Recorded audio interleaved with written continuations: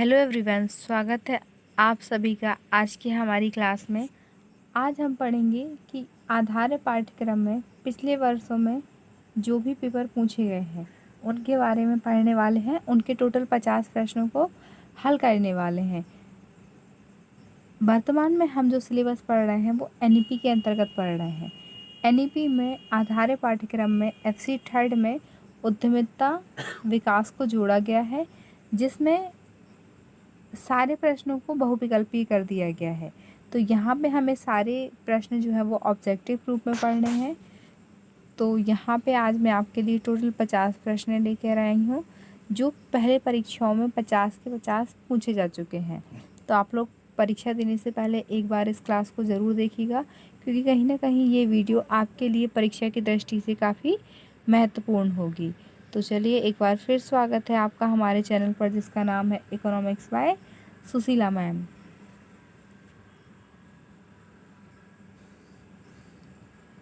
पहला प्रश्न है हमारा, जो पूर्व परीक्षा में पूछा जा चुका है। उद्यमी के कार्य हैं। पहला, एक व्यावसायिक विचार की कल्पना करना। दूसरा, परियोजना व्यवहार्यता का अध्ययन करने के लिए। तीसरा, उद्यम स्थापित करने के लिए। और चौथा, उपरोक्त सभी। तो इस प्रश्न का हमारा सही जवाब हो जाएगा उपरोक्त सभी। सबसे पहले हम ये जानते हैं कि उद्यमी का अर्थ क्या होता है, यह सबसे पहले इसे कब प्रयोग में लाया गया। तो उद्यमी शब्द का प्रयोग सबसे पहले फ्रांस में किया गया। वहाँ 16वीं शताब्दी में नागरिक अभियांत्रिकी के क्षेत्र में सड़क, पुल, बंदरगाह व किले आदि का निर्माण होने लगा था, इसलिए वहाँ पर इस शब्द का प्रयोग किया जाने लगा। और अगर हम बात करें कि उद्यमी के द्वारा जो भी कार्य किया जाता है उसका प्रतिफल क्या होता है, तो उद्यमी के द्वारा जो भी कार्य किए जाते हैं उसको प्रतिफल के रूप में लाभ प्राप्त होता है, क्योंकि यहाँ पे एक व्यक्ति एक व्यवसाय करता है और व्यवसाय में निवेश करता है, और निवेश करने के बाद व्यक्ति को किस चीज़ की प्राप्ति होगी, लाभ की। अगर वो उसका उत्पादन सही हो रहा है, उसने मूल्य सही निर्धारित किया हुआ है, तो आगे जाके व्यक्ति को लाभ की प्राप्ति होती है। प्रश्न नंबर 2 है, उद्यमियों को वित्तीय सहायता करने के लिए सरकार ने स्थापना की है। पहला, वित्तीय सलाहकार की। दूसरा, वित्तीय मध्यस्थ की। तीसरा, औद्योगिक संपदा की। और चौथा, वित्तीय संस्थान की। तो यहाँ पे हमारा सही जवाब हो जाएगा ऑप्शन नंबर डी, वित्तीय संस्थान की। वित्तीय सलाहकार क्या होते हैं? एक ऐसा व्यक्ति जो आपको वित्त संबंधित सलाह देता है। दूसरा, वित्तीय मध्यस्थ, एक ऐसा व्यक्ति जो आपका मध्यस्थता करता है। और औद्योगिक संपदा, जिस किसी क्षेत्र में हम जिस किसी वस्तु का निर्माण करने के लिए हम पर्टिकुलर एक नवीन उपक्रम की स्थापना करते हैं, वो आपकी औद्योगिक संपदा हो जाती है। तो यहाँ पे हम क्या बात कर रहे हैं कि उद्यमियों को वित्तीय सहायता करने के लिए सरकार ने किसकी स्थापना की है, तो वित्तीय संस्थानों की स्थापना की है, जिससे निवेश के लिए किसी भी व्यक्ति को पर्याप्त मात्रा में कुछ कंडीशंस लगा के ऋण प्रदान किया जाता है, ताकि वह अपने औद्योगिक क्षेत्र में निवेश कर सकें और अधिक से अधिक लाभ प्राप्त कर सके, क्योंकि एक व्यक्ति के द्वारा किए जाने वाला निवेश अनेक लोगों को रोजगार प्रदान करता है। प्रश्न नंबर 3 है, निम्नलिखित में से कौन सा वाक्य उद्यमिता की विशेषता नहीं है? पहला है जोखिम उठाना। दूसरा, नवाचार। तीसरा, रचनात्मक गतिविधि। और चौथा है प्रबंधकीय प्रशिक्षण। तो यहाँ पे हमारा सही जवाब हो जाएगा ऑप्शन नंबर डी, प्रबंधकीय प्रशिक्षण। अब थोड़ा सा पहले हम सवाल को समझ लेते हैं कि पूछा क्या गया है, और जिसके कारण हमारा सही आंसर जो है वो मैनेजरियल ट्रेनिंग है। कि कौन सा वाक्य उद्यमिता की विशेषता नहीं है। तो हम उद्यमिता की जब विशेषताओं की बात करते हैं तो पहली विशेषता उसमें क्या होती है? जोखिम उठाना। जो भी व्यक्ति निवेश कर रहा होता है वो एक बहुत बड़ा जोखिम ले रहा होता है, क्योंकि इसमें वह अपनी पूंजी लगा रहा है और पूंजी लगाने पे लाभ और हानि दोनों की स्थिति बनती है। तो ये हमारे लिए बहुत बड़ा खतरा होता है कि हम जो व्यवसाय करने जा रहे हैं उसमें लाभ होने वाला है या हानि होने वाली है। तो जोखिम उठाना विशेषता होती है। दूसरा, नवाचार। हम किसी नवीन वस्तु का निर्माण करते हैं।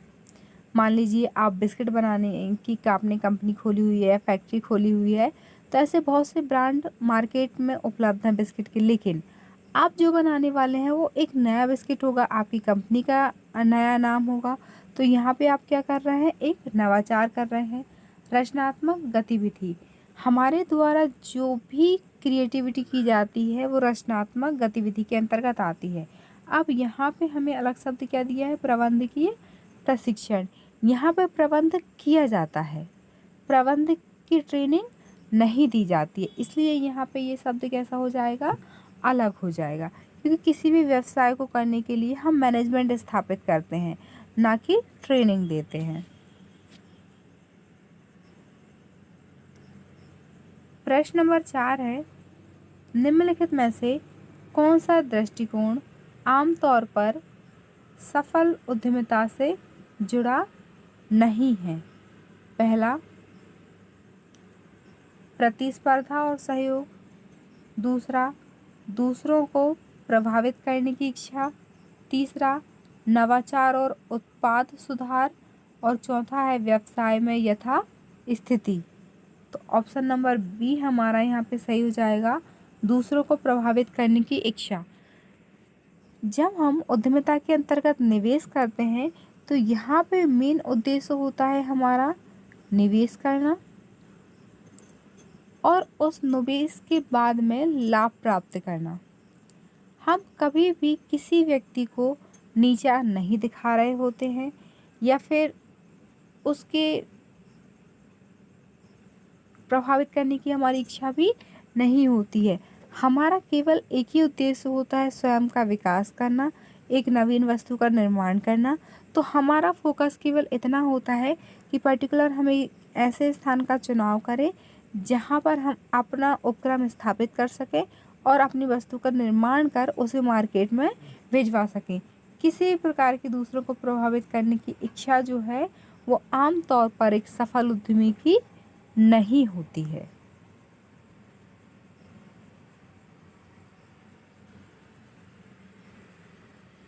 प्रश्न नंबर 5 है हमारा, यदि एक उद्यमी और लघु व्यवसाय स्वामी के बीच अंतर किया जाता है तो वह निम्नलिखित में से इसके इर्द गिर्द घूमता है। पहला, वास्तव में कुछ भी नहीं, वे वास्तव में एक ही हैं। दूसरा, लघु व्यवसाय प्रशासन परिभाषाएं। तीसरा, व्यवसाय इंटरनेट आधारित है या नहीं। चौथा, जोखिम लेना या किसी व्यवसाय का पुनः आविष्कार बनाम कोई व्यक्ति जो उस बस एक व्यवसाय शुरू करता है या मौजूदा व्यवसाय खरीदता है, व्यवसाय में यथास्थिति में सम्मिलित होता है। तो इस प्रश्न का हमारा सही जवाब हो जाएगा ऑप्शन नंबर डी, कि यदि एक उद्यमी और लघु व्यवसायी स्वामी के बीच संबंध स्थापित होता है तो वह जोखिम लेना या किसी व्यवसाय का पुनः आविष्कार बनाम कोई व्यक्ति जो बस एक व्यवसाय का काम शुरू करता है। यहाँ पे सीधा सा ये बोला गया है कि जो भी व्यक्ति व्यवसाय प्रारंभ करता है वो क्या करता है, एक नया आविष्कार करने वाला होता है और उस आविष्कार में आगे क्या होने वाला है इसका बहुत बड़ा रिस्क लेने वाला होता है या खतरा मोल लेने वाला होता है, जो मौजूदा व्यवसाय खरीदता है और व्यवसाय की यथास्थिति में सम्मिलित होता है। प्रश्न नंबर 6 है, एक नए उद्यम की व्यवसाय योजना महत्वपूर्ण है क्योंकि पहला है, यह दूसरों को उद्यम के लिए धन जुटाने के लिए प्रेरित करने में मदद करता है। दूसरा, उद्यम की व्यवहार्यता प्रदर्शित करने में मदद करता है। तीसरा, उद्देश्यों को परिभाषित करके व्यावसायिक गतिविधियों के लिए एक मार्गदर्शिका प्रदान करता है। और चौथा, उपरोक्त सभी। तो इस प्रश्न का हमारा सही जवाब हो जाएगा उपरोक्त सभी। एक नए उद्यम की व्यवसाय योजना इन सभी बातों के लिए महत्वपूर्ण होती है कि यह दूसरों को धन जुटाने के लिए प्रेरित करती है। जब हम किसी एक व्यक्ति को कार्य करते हुए देखते हैं और उसे लाभ प्राप्त होने लगता है तो हमारे मन में भी यह इच्छा जागृत होती है कि हम भी किसी व्यवसाय को स्थापित कर सकते हैं जिससे हमें भी लाभ की प्राप्ति हो सकती है। तो यहाँ पे एक व्यवसायी द्वारा किया जाने वाला कार्य दूसरे व्यवसाय के लिए प्रेरणा का स्रोत बन जाता है कि वो दूसरों को प्रेरित करता है कि हम भी बचत करने के बाद में निवेश कर सकते हैं। और हमारे द्वारा जो निवेश किया जाता है, अगर एक बड़ी मात्रा में निवेश किया जाता है तो कहीं ना कहीं हम स्वयं के साथ साथ दूसरों को भी रोजगार देने का कार्य करते हैं।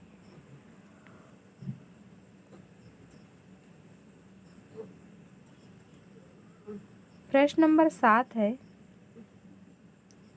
निम्नलिखित में से किसे छोड़कर बाकी सभी को उद्यमिता से जुड़ा मिथ्यक माना जाता है। हमें एक ऐसे वाक्य का चयन करना है जो उद्यमिता के लिए असत्य है। यहाँ पर हमें 3 वाक्य सही दिए गए हैं और एक वाक्य गलत दिया गया है, क्योंकि मिथ्यक का मतलब होता है गलत। हमें यहाँ पे असत्य वाक्य को पहचानना है। तो चलिए हम पढ़ते हैं कि हमारे कौन कौन से वाक्य दिए गए हैं जिसमें से हमें गलत को पहचानना है। पहला, सफल उद्यमी पैदा होते हैं, बनाए नहीं जाते। दूसरा, तो ये वाक्य तो बिल्कुल सही है। नहीं, ये वाक्य हमारा गलत है। तो हमें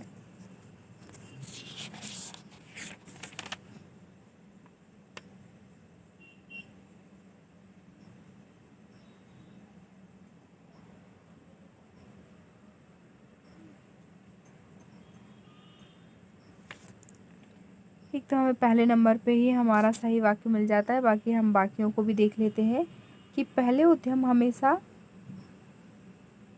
सफल होते हैं।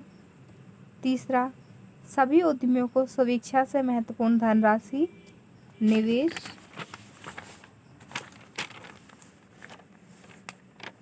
करना चाहिए। चौथा, सफल उद्यमियों के पास एक क्रांतिकारी आविष्कार होना चाहिए।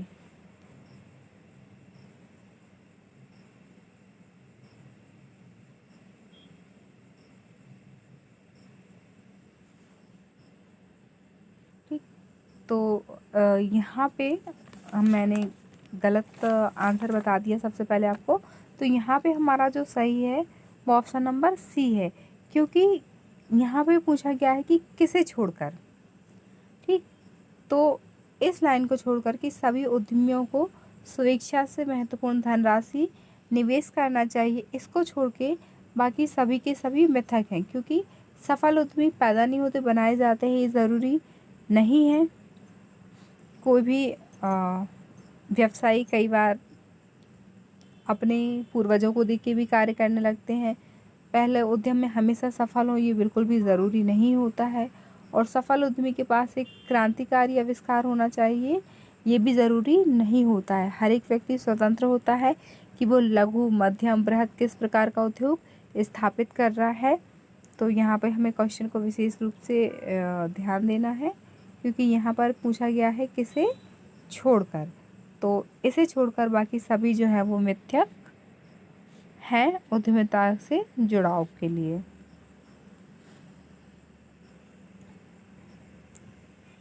प्रश्न नंबर 8 है, एक उद्यमी है, पहला जन्म, दूसरा बनाया, तीसरा जन्मे और बने दोनों, और चौथा ये सभी।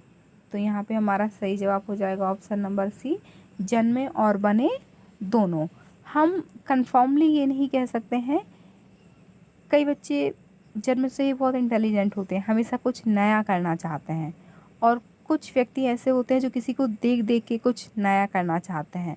तो यहाँ पे व्यवसाय के लिए ये दोनों ही चीज़ें सही हो जाती हैं कि कोई व्यक्ति जन्म से ही कुछ नया करते रहते हैं और बड़े होते होते उनमें बहुत बड़े व्यवसाय करने की इच्छा जागृत हो जाती है, और कुछ लोगों की देख कर भी। तो यहाँ पे ऑप्शन नंबर सी हमारा सही हो जाएगा।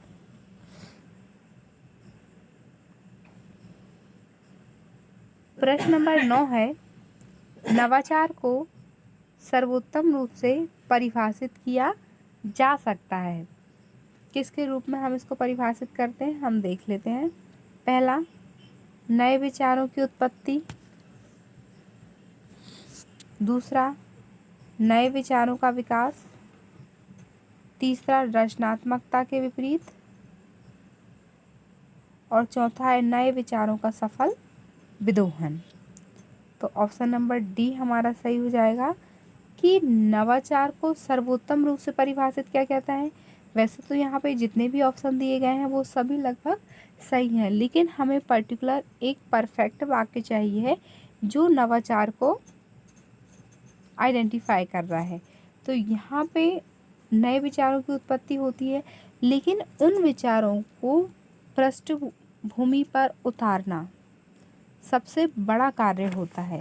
तो यहाँ पर नवाचार का सर्वोत्तम अगर आइडेंटिफिकेशन हम देखें तो नए विचारों का सफल विदोहन करना होता है कि हमारे दिमाग में व्यवसाय को लेके किसी प्रकार के अगर विचार आ रहे हैं तो उन विचारों को केवल हमें कल्पना में ही नहीं रखना है, बल्कि उनको वास्तविकता में लेके आना है। इसलिए नए विचारों का विदोहन, the successful exploitation of new ideas, ये हमारा राइट आंसर हो जाएगा। प्रश्न नंबर 10 है, निम्नलिखित में से कौन छोटे व्यवसाय के लिए एक मुख्य समस्या है।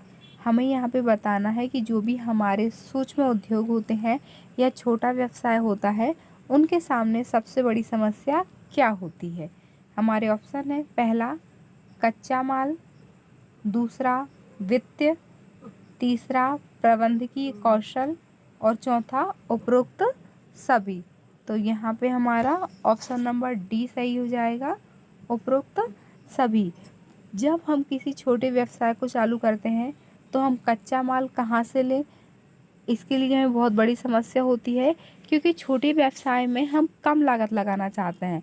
अगर हम कच्चे माल को बहुत दूर से इंपोर्ट करते हैं तो हमें उसको किराया देना होगा, जो हमारे मूल्य निर्धारण की लागत में सम्मिलित होगा, जो कहीं ना कहीं हमारे लिए बहुत ज़्यादा खर्चीला हो जाएगा। हमारे सामने पूंजी की समस्या होती है कि हम जो व्यवसाय प्रारंभ करने वाले हैं उसमें पूंजी की या वित्त की व्यवस्था हमें कहाँ से होगी। और प्रबंधकीय कौशल, क्योंकि यहाँ पे छोटे व्यवसाय में हमारे पास ऐसे कर्मचारी नहीं होते हैं जो बहुत ज़्यादा ट्रेनिंग प्राप्त किए हुए। तो ये सारी समस्याएं जो हैं वो हमें छोटे व्यवसाय को आरंभ करने में आती हैं। लेकिन एक अच्छा व्यक्ति वही होता है जो समस्याओं से पार जाके लाभ प्राप्त करता है, क्योंकि यहाँ पे मेन फोकस है हमारा लाभ प्राप्त करना। प्रश्न नंबर 11 है, यदि किसी एमएसएमई में निवेश 1 करोड़ है और टर्नओवर 5 करोड़ से कम है तो वह है, पहला सूक्ष्म उद्यम। दूसरा लघु उद्यम। तीसरा मध्यम। और चौथा बड़ा उद्यम। तो हमें ये बताना है कि हमारे जो एमएसएमई है, सूक्ष्म लघु उद्यम वगैरह, इनमें कितनी कीमत निवेश पर कितना लाभ प्राप्त होता है, जिन्हें एक पर्टिकुलर कैटेगरी के अंतर्गत रखा जाता है। तो सबसे पहले हम देखते हैं, इस प्रश्न का सही जवाब हो जाएगा आपका ऑप्शन नंबर ए, सूक्ष्म उद्यम, क्योंकि इसमें 5 करोड़ से कम हमारा टर्नओवर होता है। दूसरे जो लघु उद्यम होते हैं उनमें कम से कम 5 से 75 करोड़ का टर्नओवर होता है। जो तीसरे प्रकार के हमारे उद्यम होते हैं, यानी कि जो मध्यम उद्योग होते हैं, उनमें 75 से 250 करोड़ रुपए का क्या होता है, टर्नओवर होता है, यानी कि इनको लाभ प्राप्त होता है। चौथे नंबर पर आते हैं हमारे बड़े उद्यम। इनमें 250 करोड़ से अनंत, जितना चाहे उतना लाभ प्राप्ति है करते हैं, क्योंकि इसकी कोई सीमा नहीं होती है कि ये कितना टर्नओवर जो है वो प्राप्त करते हैं। तो हमारे पहले प्रश्न का तो सही आंसर सूक्ष्म उद्यम था। बाकी आप इन सारी चीज़ों को भी ध्यान रख सकते हैं, क्योंकि ये प्रश्न इस एग्ज़ाम में पूछा गया है। हो सकता है आगे आने वाले एग्ज़ाम में आपसे लघु उद्यम पूछ लें, मध्यम उद्यम पूछ लें या बृहत उद्यम पूछ लें।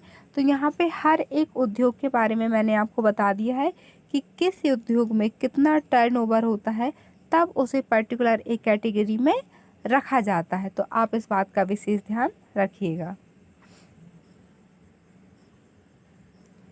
प्रश्न नंबर 12 है, स्वयं सहायता समूह शामिल है।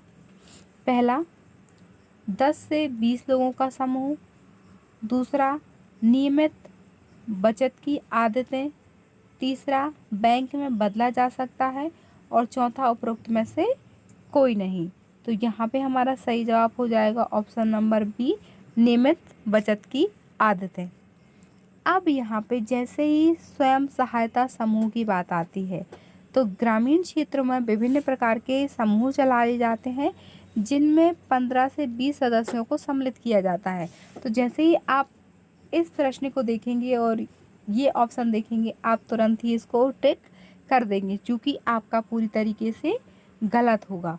क्योंकि यहाँ पूछा गया है कि स्वयं सहायता समूह में शामिल है, तो यहाँ पे किस चीज़ को हम सम्मिलित कर रहे हैं कि हम बचत करना सीख सकें और हमारी ज़रूरतों को पूरा कर सकें। तो इस प्रश्न का इसलिए हमारा सही जवाब क्या होगा, ऑप्शन नंबर बी, नियमित बचत की आदतें।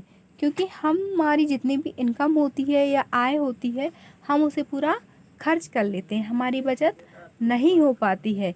तो हमें बचत करना आगे भविष्य के लिए बहुत आवश्यक होता है। प्रश्न नंबर 13 है, एमएसएमई पब्लिक प्रोक्योरमेंट पोर्टल को क्या कहा जाता है। पहला, एमएसएमई समझौता। दूसरा, एमएसएमई संबंध। तीसरा, संदेश। और चौथा, संपर्क। तो यहाँ पे हमारा सही जवाब हो जाएगा ऑप्शन नंबर बी, एमएसएमई संबंध है। जो प्रोक्योरमेंट पोर्टल है उसको एमएसएमई संबंध के नाम से हम जानते हैं। प्रश्न नंबर 14 है, व्यवसाय के लक्ष्य को व्यवसाय के नाम से जाना जाता है। पहला, आइडिया। दूसरा, योजना। तीसरा, लक्ष्य और उद्देश्य। और चौथा, स्थान। तो इस प्रश्न का हमारा सही जवाब हो जाएगा ऑप्शन नंबर सी, लक्ष्य और उद्देश्य। व्यवसाय में सबसे मेन होता है कि हम अपना लक्ष्य निर्धारित करते हैं कि हमें पर्टिकुलर इस चीज़ का व्यवसाय स्थापित करना है। उससे रिलेटेड हम योजनाएं बनाते हैं कि अब इसमें हमें आगे क्या क्या प्रोसेस करनी है, एक पूरा ब्लूप्रिंट हम तैयार करते हैं। ये सारी चीज़ें हमारे उद्देश्य के अंतर्गत आती हैं। तो यहाँ पे हमारा एम एंड ऑब्जेक्ट दोनों मिलके काम करते हैं कि हमें किस तरीके से आगे कार्य करना है। प्रश्न नंबर 15 है, विनिर्माण में एमएसएमई और प्रमाणन के संदर्भ में जेडईडी का अर्थ क्या है। पहला, शून्य दोष शून्य प्रभाव। दूसरा, शून्य प्रभाव शून्य दोष। तीसरा, शून्य प्रभावशीलता शून्य दोषपूर्णता। चौथा, शून्य विलंब और शून्य प्रभाव। तो यहाँ पे ऑप्शन नंबर सी हमारा सही हो जाएगा, शून्य प्रभावशीलता शून्य दोषपूर्णता। जिसे पूर्ण प्रतिबद्धता के नाम से भी हम जानते हैं। विनिर्माण के क्षेत्र में जब हम एमएसएमई की बात करते हैं, उसमें भी जब हम पूर्ण प्रमाणन की बात करते हैं तो यहाँ पे ज़ीरो इफेक्टनेस एंड ज़ीरो डिफेक्टनेस, इन दोनों का सबसे महत्वपूर्ण रोल होता है, क्योंकि यही जेड को प्रभावित करते हैं। प्रश्न नंबर 16 है, सिडबी की स्थापना किस वर्ष में हुई थी? हमारे ऑप्शन हैं, पहला 1988, दूसरा 1990, तीसरा 1991 और चौथा उपरोक्त में से कोई नहीं। तो ऑप्शन नंबर बी हमारा सही हो जाएगा, 1990। सिडबी की अगर हम फुल फॉर्म की बात करते हैं तो भारतीय लघु विकास बैंक, ये इसका फुल फॉर्म होता है।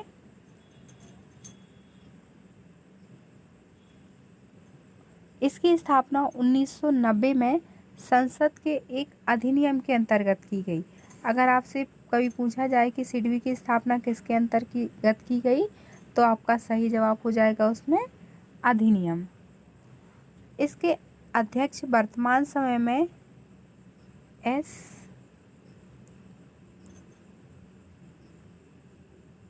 रमन्ना है।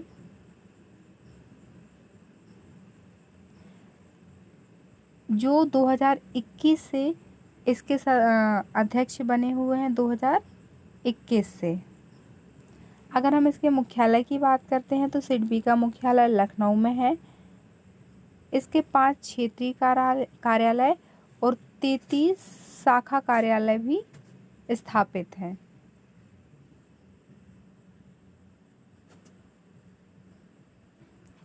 प्रश्न नंबर 17 है, खादी एवं ग्रामोद्योग का उद्देश्य है, पहला ग्रामीण क्षेत्रों में खादी को बढ़ावा देना, दूसरा रोजगार प्रदान करना, तीसरा स्ट्रिंग समुदाय का निर्माण करना और चौथा उपरोक्त सभी। तो यहाँ पे हमारा सही जवाब हो जाएगा ऑप्शन नंबर डी, उपरोक्त सभी।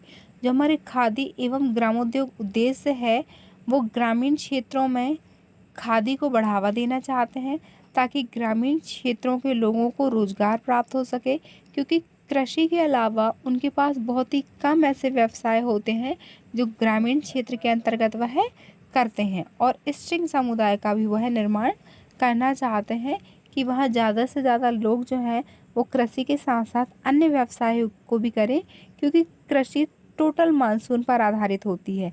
अगर मानसून अच्छा नहीं है तो फसलें भी अच्छी नहीं होती हैं, तो उन्हें एक वैकल्पिक व्यवसाय के रूप में खादी उद्योग में भी सम्मिलित होना चाहिए।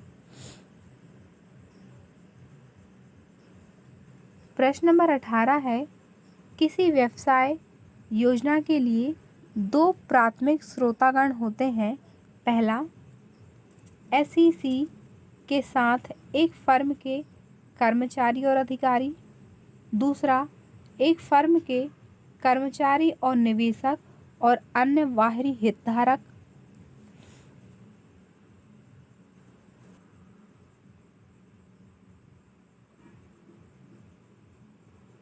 तीसरा है निवेशक और अन्य बाहरी हितधारक और जनसंपर्क फर्म, और चौथा है एसईसी और जनसंपर्क फर्मों के अधिकारी। तो यहाँ पे हमारा ऑप्शन नंबर डी सही हो जाएगा, एसईसी जनसंपर्क फर्मों के अधिकारी। ये दोनों प्राथमिक स्रोतागण के अंतर्गत आते हैं। प्रश्न नंबर 19 है, KVIC ने एक ई कॉमर्स पोर्टल लॉन्च किया है, उसने कौन सा समझौता किया है? हमारे ऑप्शन है, पहला भारत और विदेशों में खादी को फैशन परिधान के रूप में बढ़ावा देने के लिए रेमंड के साथ समझौता, ऑप्शन नंबर बी है, भारत और विदेशों से खादी को फैशन परिधान के रूप में बढ़ावा देने के लिए सियाराम के साथ समझौता। चौथा है, भारत और विदेशों में खादी को फैशन परिधान के रूप में बढ़ावा देने के लिए मफलत लाल के साथ समझौता। और चौथा है, उपरोक्त में से कोई नहीं। तो इस प्रश्न सबसे पहले तो हम KVIC का फुल फॉर्म जान लेते हैं। इसका फुल फॉर्म है खादी और ग्रामोद्योग आयोग, जिसकी स्थापना 1957 में हुई है। तो यहाँ पे हमें इसका सन भी याद रखना है कि KVIC यानी खादी और ग्रामोद्योग आयोग की स्थापना 1957 में हुई है। अब हम इस प्रश्न के सही जवाब की अगर बात करते हैं तो ऑप्शन नंबर ए हमारा सही हो जाएगा कि भारत और विदेशों में खादी को फैशन परिधान के रूप में बढ़ावा देने के लिए रेमंड के साथ समझौता किया गया है। प्रश्न नंबर 20 है, यह भविष्य में की जाने वाली कार्यवाही का धुंधलापन प्रदान करता है, इसका नाम बताइए। हमारे ऑप्शन है, पहला व्यवसाय योजना का प्रारूप, दूसरा उत्पादन योजना, तीसरा व्यवसाय योजना का निष्पादन और चौथा है वित्तीय योजना। तो यहाँ पे हमारा ऑप्शन नंबर डी सही हो जाएगा, वित्तीय योजना। भविष्य में की जाने वाली कार्यवाही का धुंधलापन प्रदान करता है, वित्तीय योजना के अंतर्गत आता है।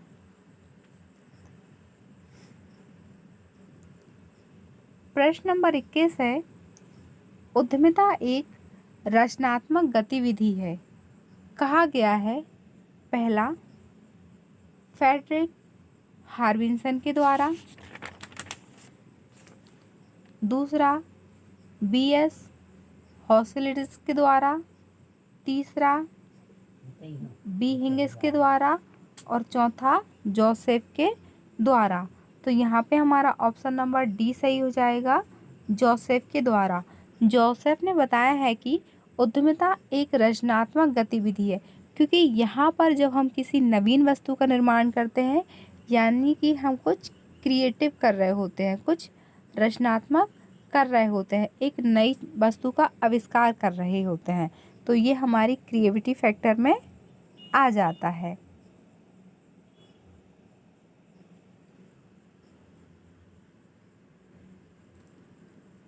प्रश्न नंबर 22 है, किस प्रकार के उद्यमी नई तकनीक या नया उत्पाद पेश करने के अवसर का उपयोग करते हैं। पहला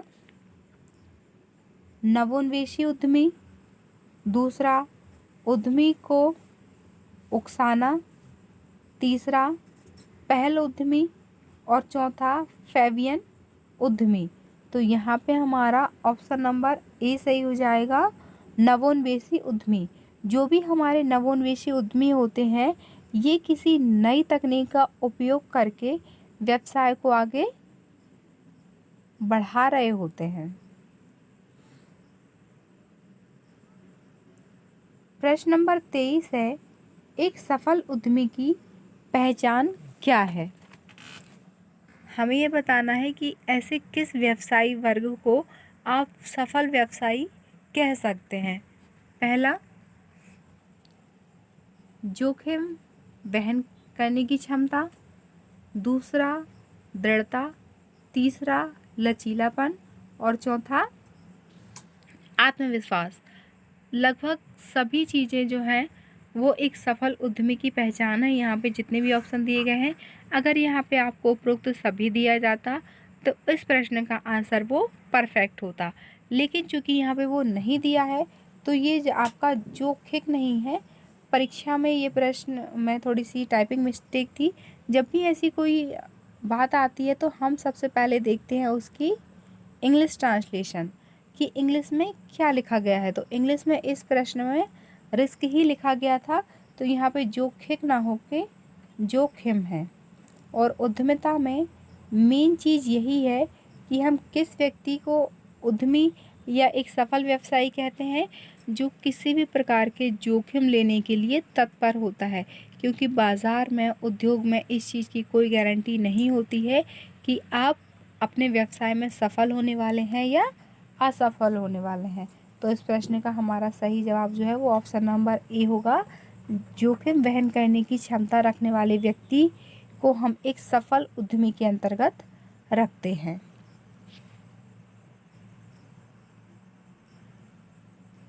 प्रश्न नंबर 24 है, निम्नलिखित में से कौन सा उद्यमियों की समस्याओं को हल करने का उपाय है? पहला, सामाजिक दृष्टिकोण। दूसरा, वित्त कक्ष। तीसरा, कड़ी प्रतिस्पर्धा। चौथा, पर्यवेक्षण। तो इस प्रश्न का हमारा सही जवाब है ऑप्शन नंबर डी, पर्यवेक्षण। उद्यमियों की समस्याओं को हल करने के लिए हम पर्यवेक्षण यानी कि सुपरविज़न का उपयोग करते हैं। प्रश्न नंबर 25 है, एक आकर्षक परियोजना विचार के रूप में क्या परिभाषित करती है, जिसे एक उद्यमी अपने निवेश निर्णय के आधार के रूप में स्वीकार करता है? पहला, संभावना। दूसरा, व्यापार। तीसरा, अवसर। और चौथा है धारणा। तो यहाँ पे हमारा सही जवाब हो जाएगा ऑप्शन नंबर बी, व्यापार। एक आकर्षक परियोजना विचार के रूप में अगर हम एक उद्यमी के निवेश की बात करें तो वह व्यापार करना स्वीकार करता है। प्रश्न नंबर 26 है, लघु उद्योग बोर्ड का गठन कब किया गया था?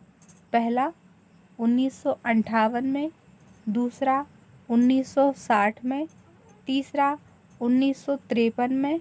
और चौथा, 1954 में। तो इस प्रश्न का हमारा सही जवाब हो जाएगा ऑप्शन नंबर डी, 1954। लघु उद्योग बोर्ड का गठन 1954 में किया गया था, 1954।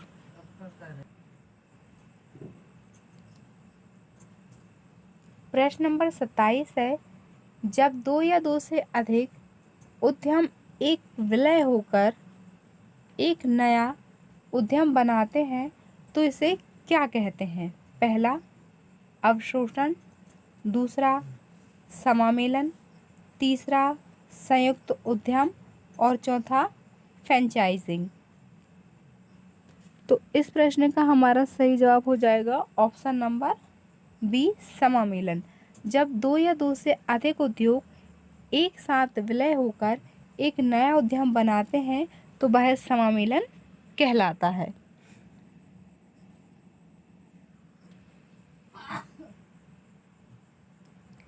प्रश्न नंबर 28 है, Madhya Pradesh consultancy organisation limited उद्यमियों को देती है? पहला, तकनीकी और प्रबंधकीय। दूसरा, व्यावसायिक और तकनीकी। तीसरा, प्रबंधकीय और प्रशासनिक। चौथा, वित्तीय और तकनीकी। तो यहाँ पे हमारा सही जवाब हो जाएगा ऑप्शन नंबर बी, व्यापारिक और तकनीकी। Madhya Pradesh consultancy organisation limited उद्यमियों को व्यवसायी और तकनीकी प्रशिक्षण देती है। प्रश्न नंबर 29 है, निम्नलिखित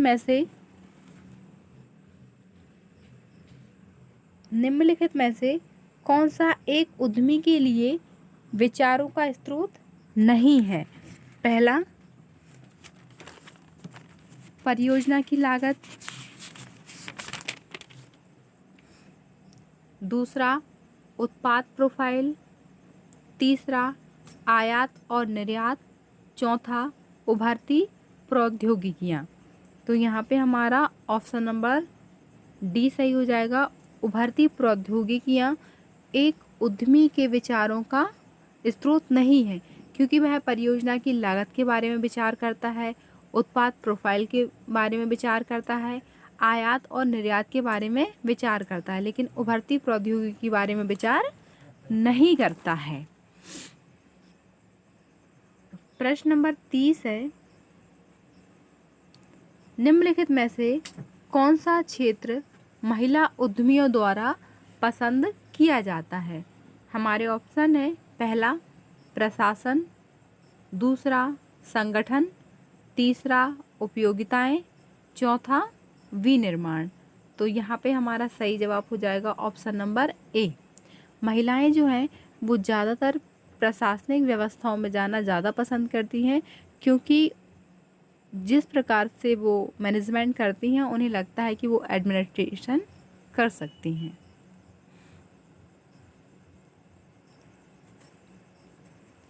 प्रश्न नंबर 31 है, एक विशिष्ट आविष्कारक आमतौर पर होता है, पहला अत्यधिक रचनात्मक और आविष्कार से प्यार, दूसरा परिवर्तन को प्रोत्साहित नहीं करता, तीसरा आविष्कार को संशोधित करने की इच्छा, और चौथा है उत्साही नहीं। तो इस प्रश्न का हमारा सही जवाब हो जाएगा ऑप्शन नंबर ए। एक विशिष्ट आविष्कारक आमतौर पर अत्यधिक रचनात्मक और आविष्कार से प्रेम करने वाला होता है, क्योंकि वह छोटी चीज़ों को ध्यान रखकर एक नया इनोवेशन करता है या कुछ क्रिएटिव करता है। तो वह अत्यधिक कैसा होता है, रचनात्मक होता है और आविष्कार प्रेमी होता है। प्रश्न नंबर 32 है, निम्नलिखित में से कौन सा उद्यमशीलता प्रक्रिया का चौथा चरण है? पहला सफल व्यावसायिक विचारों का विकास करना, दूसरा नए नियम शुरू करना, तीसरा उद्यमी बनने का निर्णय लेना, और चौथा उद्यमशील फर्म को बढ़ावा। तो यहाँ पे हमारा सही जवाब हो जाएगा ऑप्शन नंबर डी, उद्यमशील फर्म को बढ़ाना। एक उद्यमशीलता प्रक्रिया का जो चौथा चरण होता है, जिस व्यवसाय को उसने जिस स्थिति में प्रारंभ किया होता है, जब वह व्यवसाय बहुत अच्छा चलने लगता है तो वह उस उद्यम को और आगे बढ़ाने का या अपने क्षेत्र को बड़ा करने का विचार बनाता है। प्रश्न नंबर 33 है, यह निर्धारित करने के लिए आयोजित किया जाता है कि प्रस्तावित व्यवसाय में से पर्याप्त प्रबंधन विशेषज्ञता संगठनात्मक है या नहीं। अपना व्यवसाय सफलतापूर्वक शुरू करने के लिए योग्यता और संसाधन है, पहला उत्पाद सेवा व्यवहार्यता विश्लेषण, दूसरा वित्तीय व्यवहार्यता विश्लेषण, तीसरा संगठनात्मक व्यवहार्यता विश्लेषण, चौथा है उद्योग बाजार व्यवहार्यता विश्लेषण। हमारा सही जवाब हो जाएगा ऑप्शन नंबर सी, संगठनात्मक व्यवहार्यता विश्लेषण। यहाँ पे अगर हम किसी व्यवसाय को निर्धारित करने की बात करते हैं या प्रस्तावित करने की बात करते हैं कि प्रबंधकीय विशेषज्ञता संगठनात्मक किस प्रकार का है, तो संगठनात्मक व्यवहार्यता विश्लेषण के रूप में योग्यता और संसाधन का उपयोग सफलतापूर्वक किया जाता है। प्रश्न नंबर 34 है, एक व्यापारिक विचार की व्यवहार्यता का त्वरित मूल्यांकन है,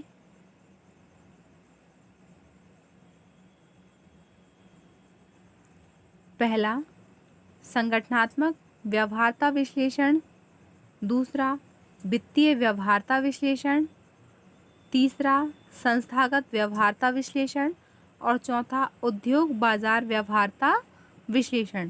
तो यहाँ पे हमारा सही जवाब हो जाएगा ऑप्शन नंबर ए, संगठनात्मक व्यवहार्यता विश्लेषण। एक व्यावसायिक विचार की व्यवहार्यता की अगर हम त्वरित मूल्यांकन की बात करते हैं तो संगठनात्मक व्यवहार्यता विश्लेषण इसमें मुख्य रूप से सम्मिलित होता है। प्रश्न नंबर 35 है, बाजार एक बड़े बाजार खंड के भीतर एक जगह है जो ग्राहकों के एक संकीर्ण समूह का प्रतिनिधित्व करता है। समान ज़रूरतें हैं। पहला प्राथमिक, दूसरा द्वितीयक, तीसरा लक्ष्य और चौथा माइनर। तो इस प्रश्न का हमारा सही जवाब हो जाएगा ऑप्शन नंबर डी, माइनर। एक बड़े बाजार के भीतर माइनर एक छोटा सा हिस्सा होता है। प्रश्न नंबर 36 है,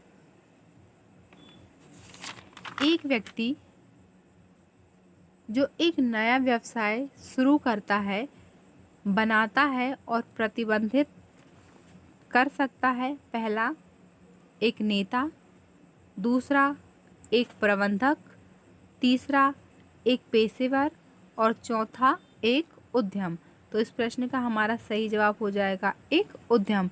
एक ऐसा व्यक्ति जो व्यवसाय चालू करने का निर्णय लेता है, एक नया व्यवसाय आरंभ करता है, एक नवीन वस्तु का निर्माण करता है जिससे उत्पादन में वृद्धि होती है और वहाँ के आसपास के क्षेत्रीय लोगों को रोजगार की प्राप्ति होती है।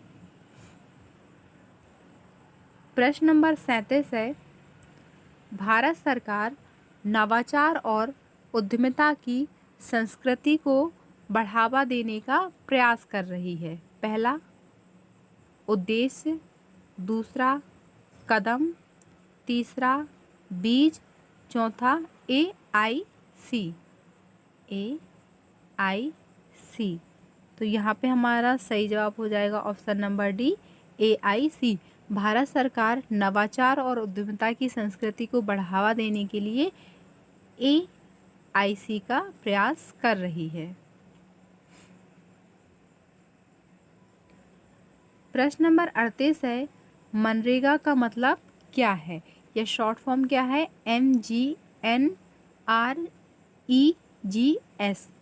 का मतलब क्या है? पहला महात्मा गांधी राष्ट्रीय ग्रामीण रोजगार सृजन योजना, दूसरा महात्मा गांधी पोषण एवं ग्रामीण रोजगार सृजन योजना, तीसरा महात्मा गांधी राष्ट्रीय ग्रामीण रोजगार गारंटी योजना और चौथा है उपरोक्त में से कोई नहीं। तो इस प्रश्न का हमारा सही जवाब है ऑप्शन नंबर सी, महात्मा गांधी राष्ट्रीय ग्रामीण रोजगार गारंटी योजना मनरेगा का मतलब है। इससे पहले इसका नाम नरेगा था, बाद में बदल के मनरेगा कर दिया गया। प्रश्न नंबर 39 है, ये निर्णय नीतिगत मामलों से संबंधित है और वे किसी व्यावसायिक उद्यम के लक्ष्यों और उद्देश्यों को प्रभावित करते हैं। पहला नियमित निर्णय, दूसरा रणनीतिक निर्णय, तीसरा संगठनात्मक निर्णय और चौथा व्यक्तिगत निर्णय। तो ऑप्शन नंबर सी हमारा सही हो जाएगा, संगठनात्मक निर्णय।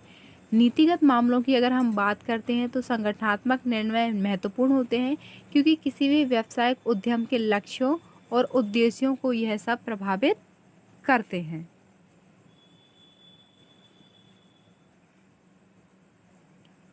प्रश्न नंबर 40 है, एक नया उद्यम शुरू करने के लिए व्यवहार्यता अध्ययन का उद्देश्य क्या है? पहला संभावित ग्राहकों की खोज करना, दूसरा अनुमानित बिक्री, तीसरा यह समझने के लिए कि क्या सफलता में कोई बाधाएं हैं और चौथा उपरोक्त में से कोई नहीं। तो यहाँ पे हमारा सही जवाब हो जाएगा ऑप्शन नंबर डी, अनुमानित बिक्री। एक नया उद्यम शुरू करने के लिए हम ये अनुमान लगाते हैं कि मार्केट में हमारी वस्तु की संभावित बिक्री कितनी हो सकती है। प्रश्न नंबर 41 है, उद्यमी शब्द को सबसे पहले आयरिक फ्रेंच अर्थशास्त्री द्वारा परिभाषित किया गया था। पहला रिचर्ड विलियम के द्वारा, दूसरा रिचर्ड कैंडिलन के द्वारा, तीसरा जेम्स बार्नार्ड के द्वारा और चौथा W.B. गार्टनर के द्वारा। तो यहाँ पे हमारा सही जवाब हो जाएगा ऑप्शन नंबर बी, रिचर्ड कैंडिलन के द्वारा। उद्यमी शब्द का सबसे पहले जो उपयोग है वो रिचर्ड कैंडिलन ने किया था। उन्होंने बताया कि यह एक ऐसा व्यक्ति होता है जो नवाचार करने का प्रयास करता है। प्रश्न नंबर 42 है, कौन सा औद्योगिक क्षेत्र छोटे पैमाने के व्यवसाय और उद्यमिता को बढ़ावा देता है और बाजार में प्रवेश के लिए कम बाधाएं होती हैं? पहला सेवा, दूसरा विनिर्माण, तीसरा वितरण, चौथा कृषि। तो यहाँ पे हमारा सही जवाब हो जाएगा ऑप्शन नंबर बी, विनिर्माण। जितने भी औद्योगिक क्षेत्र से संबंधित व्यवसाय होते हैं वह सभी निर्माण या विनिर्माण को कर रहे होते हैं, या एक नवीन वस्तु का निर्माण कर रहे होते हैं, या पहले से जिस वस्तु को बनाया जा रहा था लेकिन बीच में किसी कारण से नहीं बनाया जा रहा है उसका दोबारा से निर्माण करते हैं। प्रश्न नंबर 43 है, MSME ED जिसे हम किस नाम से जानते हैं, सूक्ष्म लघु और मध्यम उद्योग विकास अधिनियम 2006 के अंतर्गत सूक्ष्म लघु और मध्यम उद्योग को 2 वर्गों में वर्गीकृत किया गया है, जैसे विनिर्माण एवं सेवा उद्यम, दूसरा ऑटोमोबाइल और इलेक्ट्रॉनिक उद्यम, तीसरा अनुसंधान एवं विकास क्षेत्र और चौथा इनमें से कोई नहीं। तो इस प्रश्न का हमारा सही जवाब हो जाएगा ऑप्शन नंबर ए, विनिर्माण एवं सेवा उद्यम। MSME अधिनियम 2006 के अंतर्गत विनिर्माण एवं सेवा उद्यम में वर्गीकृत किया गया है। प्रश्न नंबर 44 है, उद्यमी है पहला मध्यम जोखिम लेने वाला, दूसरा उच्च जोखिम लेने वाला, तीसरा परहेज करने वाला और चौथा ए और बी दोनों। तो यहाँ पे ऑप्शन नंबर डी हमारा सही हो जाएगा कि जो एक उद्यमी होता है वो मध्यम जोखिम लेने वाला भी होता है और उच्च जोखिम लेने वाला भी होता है। प्रश्न नंबर 45 है, एंटरप्रेन्योरियल गाइडेंस ब्यूरो जिसे हम EGB के नाम से जानते हैं की स्थापना की गई? पहला SISI के द्वारा, दूसरा सिपकोट के द्वारा, तीसरा IIC के द्वारा और चौथा सिडको के द्वारा। तो इस प्रश्न का हमारा सही जवाब हो जाएगा SISI के द्वारा, एंटरप्रेन्योरियल गाइडेंस ब्यूरो जिसे हम किस नाम से जान रहे हैं,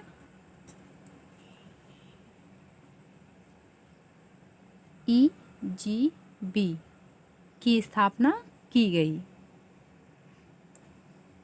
प्रश्न नंबर 46 है, छोटे व्यवसाय किसी देश की अर्थव्यवस्था के लिए क्यों महत्वपूर्ण है? पहला, वे उद्यमियों को एक आउटलेट देते हैं, दूसरा वे बड़ी कंपनियों को विशेषज्ञ सहायता प्रदान कर सकते हैं, तीसरा वे नए उत्पाद के प्रवर्तक हो सकते हैं और चौथा ये सभी। तो यहाँ पे हमारा सही जवाब हो जाएगा ऑप्शन नंबर डी, ये सभी। एक छोटे व्यवसाय किसी देश की अर्थव्यवस्था के लिए उद्यमियों को आउटलेट भी प्रदान करती है, बड़ी कंपनियों को विशेषज्ञ सहायता करती है, वे नए उत्पाद के प्रवर्तक भी होते हैं। प्रश्न नंबर 47 है, सभी सरकारी सेवाओं को इलेक्ट्रॉनिक रूप से उपलब्ध कराने के लिए भारतीय अर्थव्यवस्था को आधुनिक बनाने के लिए की गई थी सबसे पहली शुरुआत? पहला, स्टैंड अप इंडिया, दूसरा स्टार्टअप इंडिया, तीसरा डिजिटल इंडिया और चौथा मेक इन इंडिया। तो यहाँ पे हमारा सही जवाब हो जाएगा option number C, digital India. सभी सरकारी सेवाओं को इलेक्ट्रॉनिक रूप से उपलब्ध कराने के लिए और भारतीय अर्थव्यवस्था को आधुनिक बनाने के लिए डिजिटल इंडिया की शुरुआत की गई है। प्रश्न नंबर 48 है, बड़े पैमाने पर उद्यमिता को वर्गीकृत करने के लिए वार्षिक कारोबार को होना चाहिए। पहला,